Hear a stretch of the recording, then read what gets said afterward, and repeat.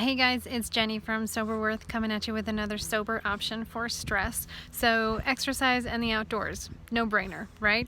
Yeah, except this video is being filmed during the COVID-19 pandemic of 2020, when the mere act of stepping foot outside can feel absolutely terrifying, quite frankly. So here's how I'm switching it up, because it's spring, it's sunny, and it's in the 60s today, and I need fresh air and I need exercise and vitamin D. So what I'm doing, I'm calling social distance HIIT running. So HIIT is high intensity interval training. All that really means is you do anything at a slow, steady pace for a while, and then you ramp it up to a high intensity for a short burst of time, and then you go back to your slow, steady pace. So for running, you can do a normal jog, and let's say you do that for 5 minutes, and then you do a 30-second sprint, and then you go back to your 5-minute jog, back to your 30-second sprint, over and over and over. That's a HIIT workout right there. So I'm adding social distancing to that. So my plan for today is anytime I come into an area where there's a bunch of people who all I see are breaking the rules, which I know will happen, I am going to turn in the opposite direction and sprint away from them.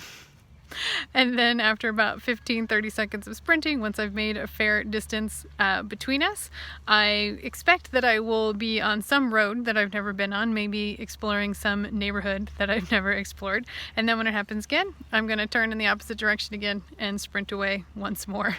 So I'm hoping two things will happen. One, if I let my stress and anxiety go, which is a beautiful thing about sprint running. When you're sprinting, you can't really be stressed out because it takes all your physical energy to get you through that moment. I'm hoping once I let that down, a chuckle will come in and I'll find some humor in an otherwise terrible situation. And I'm also hoping / expecting that constantly diverting my run to places that I've never been before, my run will end up being a little longer and a little more intense, so I'll get a great workout from it. So fingers crossed this goes well. I will report back. I've got my trusty running partner right there. That's Toby. Got my shoes laced up and I'm ready to go.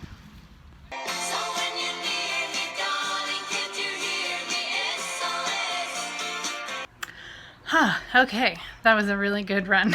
So I estimate I went about 6 miles, and I probably had about 2.5 minutes of full-on sprinting. So for me, where I'm at in my personal running journey, I feel really, really good about that. And while I was out there, I recognized 2 more things that I get to be grateful for. So, well, obviously, just the fact that I live somewhere that I'm able to get outside is a huge thing. So 3, there's 1, getting outside.